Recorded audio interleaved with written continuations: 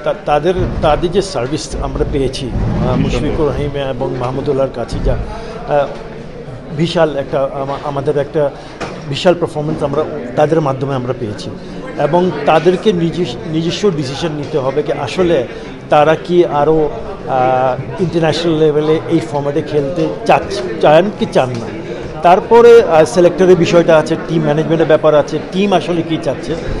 আমি মনে করি কি এখন decision has to come from them, তাদের নিজস্ব ডিসিশনটা আসতে হবে এবং তারাই কিন্তু ডিসিশন নেওয়া উচিত এই মুহূর্তে যে আসলে ফিউচার প্ল্যানটা কী হতে পারে। এখানে আমাদের ব্যাটিংরা যদি আমার টপ অর্ডারে, যেটা আমি আগে বলেছি, টপ অর্ডার ব্যাটাররা যদি আরেকটু দায়িত্ব নিয়ে যদি পালন করতে পারতো তাহলে হয়তো আমাদের টোটালটা 280-300 হতে পারতো। এখানে শুধু একটা কথা আমি হঠাৎ করে একটা প্লেয়ারের কথা মনে আসতেছে, লিটন কুমার দাসের কথা মনে আসতেছে। চ্যাম্পিয়ন্স ট্রফি হচ্ছে 8 দল, টপ 8 দল, পৃথিবীর টপ 8 দলের টুর্নামেন্ট এবং আমি মনে করি যে আমরা কিন্তু লিটন কুমার দাসকে মিস করেছি। আপনি তো অনেকগুলো আইসিসি ইভেন্ট কভার করেছেন, কমেন্ট্রি বক্সে আপনি বাংলাদেশের প্রতিনিধিত্ব করেন এবং বাংলাদেশটা আমার হারের মধ্যে থাকে, তখন আপনার জন্য কতটা প্রেশার তৈরি হয় কমেন্ট্রি বক্সে হ্যান্ডেল করার? দেখো, এখানে প্রেশার শুধু আমাদের জন্য নয়, আমার মনে হয় এখানে খেলোয়াড়রা যারা সুযোগ পাচ্ছেন তারা যদি ভালো খেলে অবশ্যই ভালো লাগে এবং যদি ভালো না খেলতে পারলে অবশ্যই দুঃখজনক, মানে ডিসঅ্যাপয়েন্টিং। বাট মানে অ্যাজ এ ব্রডকাস্টার আমি তো মানে কাজ করছি অনেক বছর থেকে, তো we have to work as a professional. অবশ্যই খারাপ লাগে, কিন্তু ভালো খেলে অতিরিক্ত ভালো লাগে এবং আশা করবো কি ভবিষ্যতে ভালো খেলা দেখতে চাই। রমজানের বাজারের লিস্টে এসপি আছে তো? আমরা খুব বেশি প্রাপ্তি আসলে দেখতে পাচ্ছি না, কারণ আলটিমেটলি বাংলাদেশ আসলে মানে আমাদের প্রত্যাশার চেয়ে অনেক বেশি খারাপ খেলেছে। দেখো, শুধু একটা যদি চোখে যেতে লেগেছে সেটা হচ্ছে ব্যাটিং। আমাদের ব্যাটিং ডিপার্টমেন্টটা অবশ্যই দুঃখজনক, যেভাবে পারফরমেন্স করেছি। প্রথম ম্যাচে 35 রানে 5টা উইকেট, তারপরের ম্যাচটা 47-এর ওপেনিং রানের পার্টনারশিপের পরেও 118 রানে 5 উইকেট পড়ে যায়।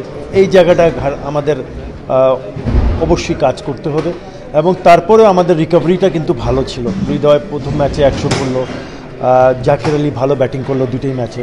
বাট আমি মনে করি যখন টপ অর্ডার 1, 2, 3, 4, 5 এই 4 থেকে 5 নম্বর পর্যন্ত যারা যদি সেট যদি কিছু রান করে যায়, তানজিদ হাসান তামিম 24 একদিন করেছে, 25 একদিন করেছে, সেট হয়ে আউট হওয়ার কিন্তু এটা বিশাল একটা সমস্যা, শুধু তার জন্য নয়, সেটা আমাদের দেশের জন্য।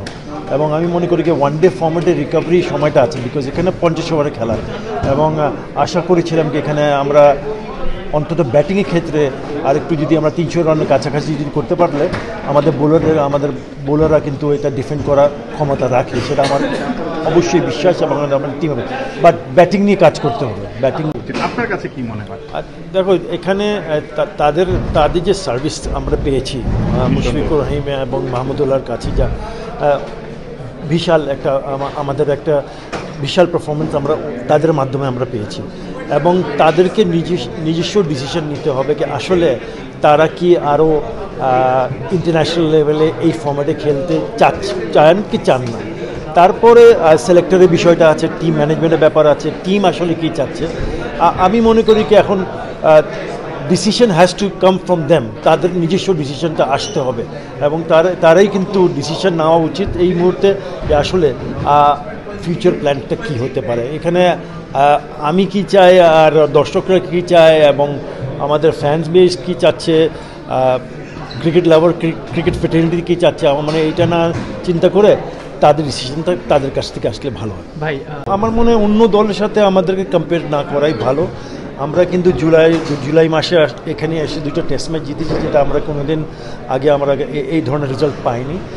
আপ অ্যান্ড ডাউন থাকতে পারে, কিন্তু আসলে একটা ধারাবাহিক একটা কনসিস্টেন্সি দরকার, যেখানে আমাদের ব্যাটিংরা যদি আমার টপ অর্ডারে, যেটা আমি আগে বলেছি, টপ অর্ডার ব্যাটাররা যদি আরেকটু দায়িত্ব নিয়ে যদি পালন করতে পারতো তাহলে হয়তো আমাদের টোটালটা 280-300 হতে পারতো।